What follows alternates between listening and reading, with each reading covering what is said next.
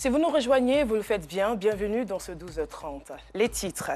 Ce vendredi 14 avril 2022 marque la commémoration du Vendredi Saint du chemin de croix, seulement une semaine après le dimanche des Rameaux. Nous irons dans ce journal à la rencontre de Diego, l'un des faiseurs du masque Goli dans la région du Bouéké. Une fois de plus, soyez les bienvenus si vous nous rejoignez. Ce vendredi 14 avril marque la commémoration du Vendredi Saint du chemin de croix, seulement une semaine après le dimanche des Rameaux. À cette occasion, les fidèles catholiques assistent à des services religieux qui mettent l'accent sur la mort du Christ pour les pécheurs. Cette journée est également une journée de privation en mémoire de la crucifixion de Jésus-Christ. Plus que 24 heures et nous entrerons de plein pied dans les festivités de Pâques. Pour la sécurisation de cette fête, l'état-major des armées a annoncé le déploiement de 14 000 éléments de forces de défense et de sécurité. Il s'agit de 6 000 forces de police, 6 000 forces de la gendarmerie et 2 000 forces de l'armée. Selon l'état-major, la fête de Pâques est un moment propice pour la commission d'actes de délinquance, de criminalité sur les axes routiers favorisés par l'atmosphère d'allégresse générale. Cette opération se nomme Paquino 2022. En religion, le Conseil suprême des imams, des organisations et des structures sunnites de Côte d'Ivoire a procédé dans la commune de Yopougon à l'inauguration de la mosquée Aboubakar As-Siddiq située au quartier millionnaire. L'ouverture de cette mosquée s'est faite en vue de faciliter la pratique de la religion musulmane aux habitants du quartier. Abdoul Guiraziz. La mosquée Aboubakar As-Siddiq, située à Yopougon, au quartier millionnaire, ouvre officiellement ses portes.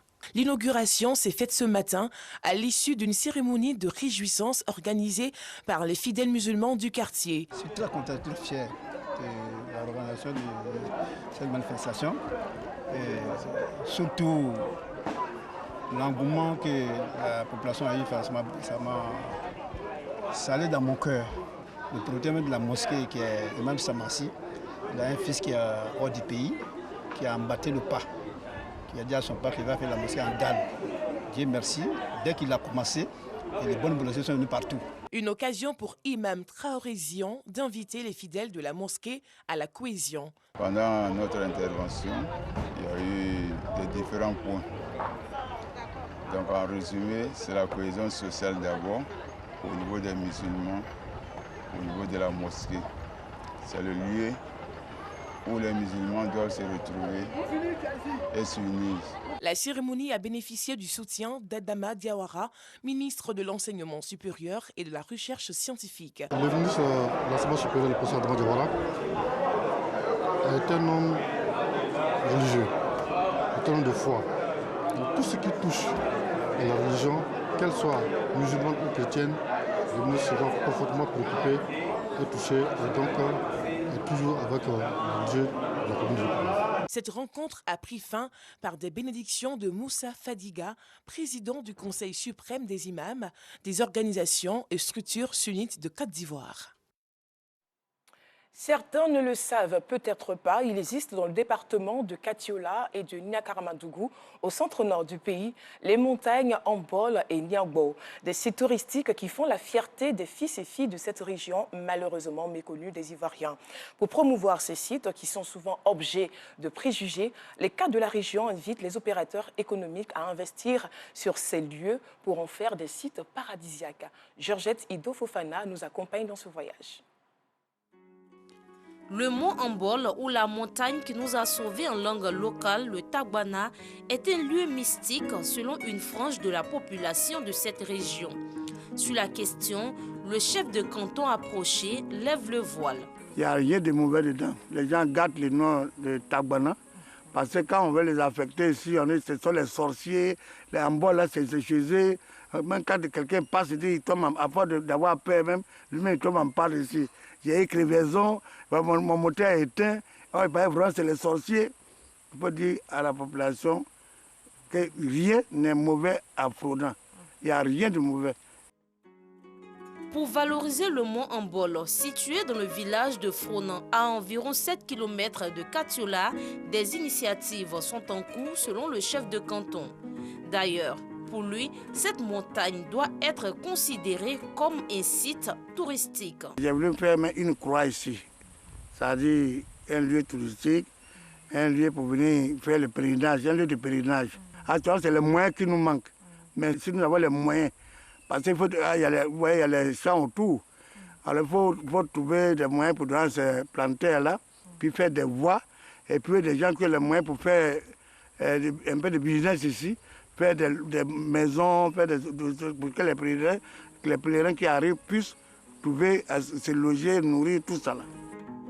Un peu plus loin du mont Ambol, le mont Niangbo, dans la sous-préfecture d'Arikoka, département de Niakara.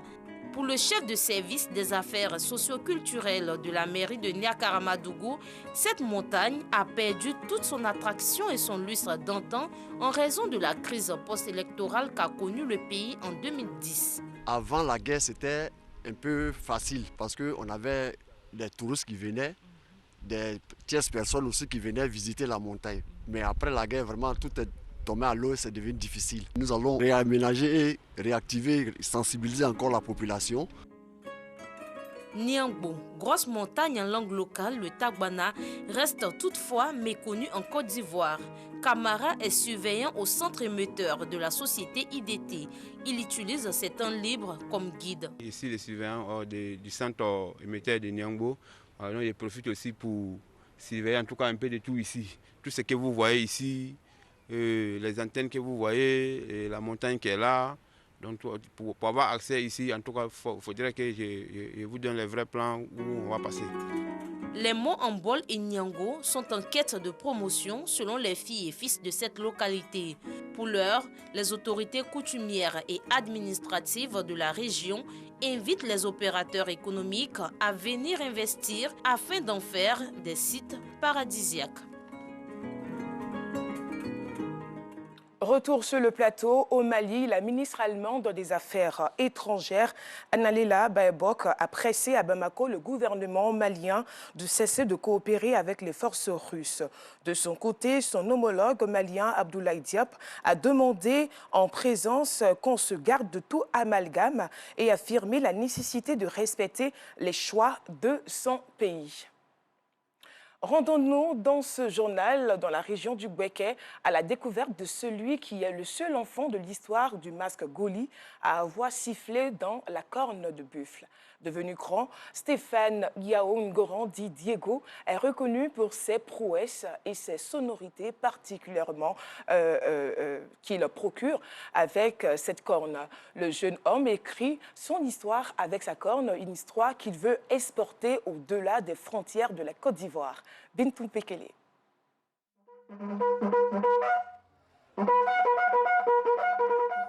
C'était un matin de 1994 où tous les habitants de ce village furent surpris d'entendre cette sonorité d'un enfant de 5 ans lors des funérailles du propriétaire de la danse Goli. L'unique souffleur de la corne, premier instrument de la danse Goli, était absent et les dieux du masque ont porté leur choix sur Stéphane Goran, dit Diego. En un mot, pour le propriétaire même du Goli, ceux qui ont fait venir le Goli Tama, on n'a pas fait ses funérailles. Parce que si la colle n'entendait pas, on ne peut pas danser le Goli. Là, les parents ont tapé les calebasses et puis ils ont déposé. Il y a les plus grands parmi nous. C'est eux qui ont pris les calebasses. Et puis la colle est restée. Quand j'ai pris, j'ai soulevé, j'ai mis sur ma bouille, j'ai commencé.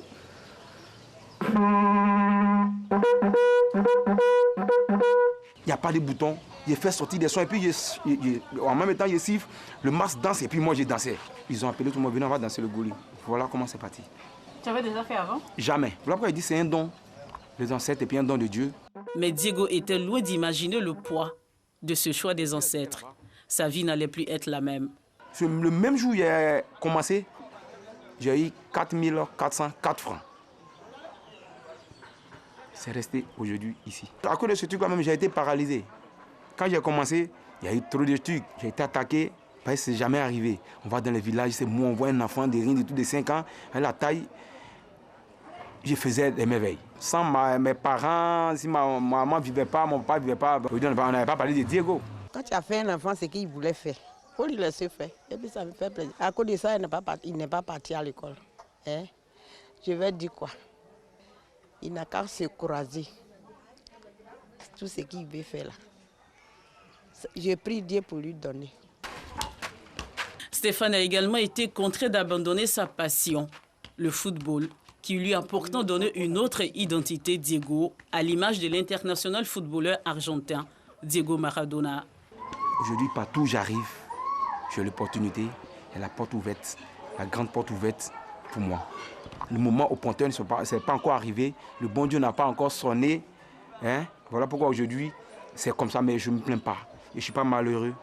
À cause de mes parents, mes frères, la communauté, je ne suis pas malheureux. Mais tout le monde cherche à voir plus. C'est Dieu qui donne. Oui.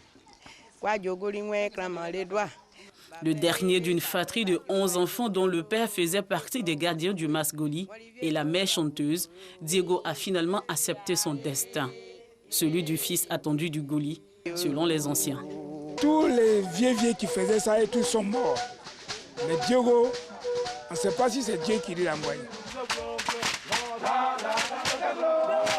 Plusieurs années passées à la recherche d'autres chemins de réussite à Abidjan et à Bouaké, Stéphane, âgé de 33 ans aujourd'hui, est revenu s'installer dans son village, Doum Benekwasikro. Il dirige désormais la troupe de danse Tamagoli. Et lorsque Diego siffle dans la corne, les masques apparaissent.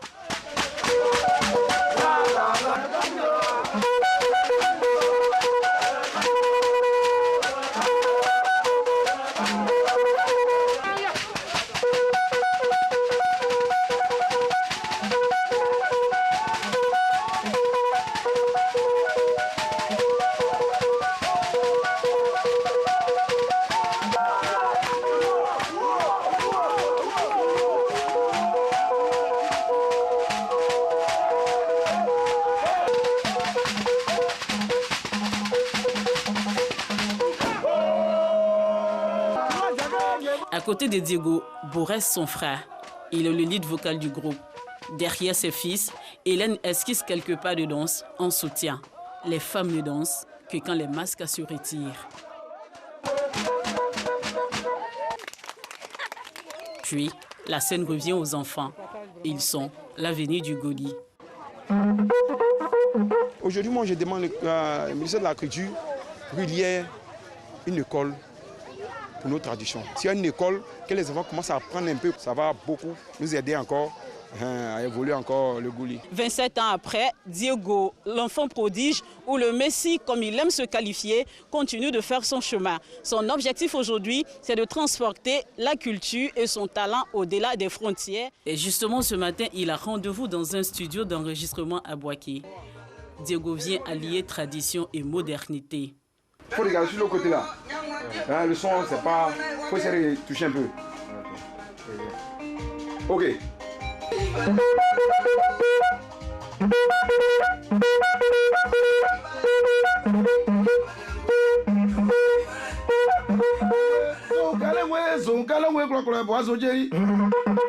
Tels des inséparables, les frères Ngoran prennent plaisir à produire de la variété musicale tradie moderne. La corne, il n'y a pas de bouton là-dessus. On n'a qu'un seul trou. Mais il arrive à faire la base, ténor, alto. Pour moi, l'artiste, vraiment, c'est merveilleux. C'est un génie. Quand on chante, moi aussi, j'essaie de mettre la corne. J'essaie à quelle partie il faut rythmer, à quelle partie il faut essayer de casser un peu, essayer de moderniser un peu, prendre un peu le Goli, prendre un peu d'ici. Aujourd'hui, tu vois, c'est pour les frères. Donc, je ne prends rien pour le moment. C'est juste un petit truc pour aller donner aux parents, pour adorer le Goli, pour que son truc puisse prendre du succès. Ça vient après. Stéphane Diego a brisé le mythe autour de la corne de la danse du Goli. Une danse du peuple ouan, empruntée par le peuple baoulé. Comme un missionnaire, il donne de l'envol à son destin. Le destin de l'enfant, de la corne de buffle.